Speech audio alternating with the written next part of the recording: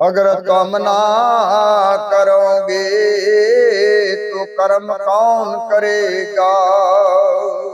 अगर तुम ना सुनोगे तो मेरी कौन सुनेगा। अगर तुम ना करोगे तो कर्म कौन करेगा।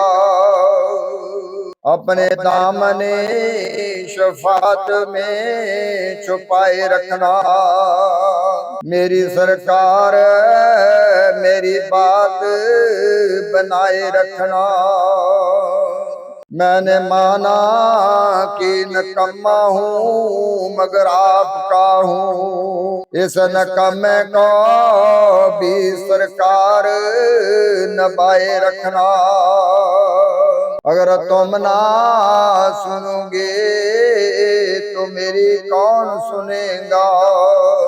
अगर तुम ना करोगे तो कर्म कौन करेगा। आप याद आए तो फिर याद ना आए कोई। आप याद आए तो फिर याद ना आए कोई। गैर की याद मेरे दिल से बुलाए रखना। अगर तुम ना सुनोगे तो मेरी कौन सुनेगा। अगर तुम ना करोगे तो कर्म कौन करेगा।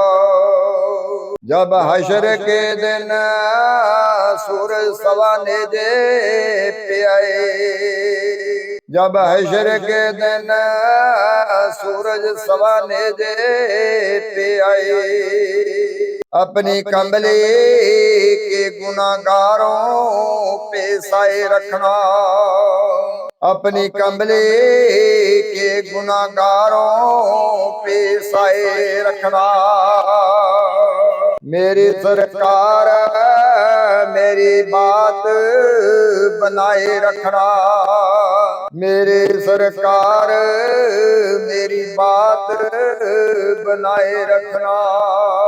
अगर तुम ना करोगे तो कर्म कौन करेगा।